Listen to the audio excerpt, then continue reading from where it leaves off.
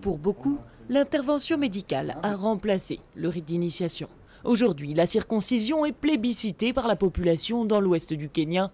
Au total, plus de 20 000 hommes comme Josiah ont choisi d'être opérés depuis novembre dernier, date de lancement d'une campagne pour la santé publique. Car les chiffres parlent d'eux-mêmes, un homme circoncis réduit son risque de contracter le VIH de 60%. Lorsque nous procédons à une circoncision, nous enlevons une large partie de la muqueuse interne, ce qui réduit le nombre de cellules exposées au VIH pendant l'acte sexuel.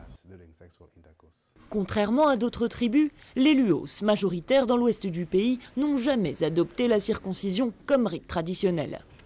Malgré les efforts des médecins, l'ouest reste donc la région qui compte le plus faible nombre d'individus circoncis au Kenya.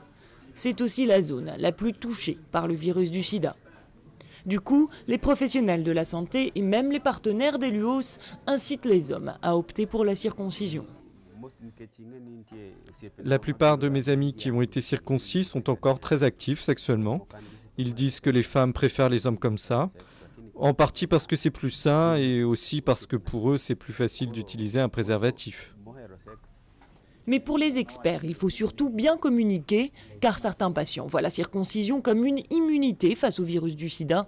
Conséquence, ils finissent par prendre davantage de risques. Il y a ce problème des hommes qui ont été circoncis et qui lèvent la garde en quelque sorte. Ils se protègent moins pendant les rapports sexuels. Au Kenya, les médecins insistent donc pour que les patients soient conseillés après avoir été circoncis.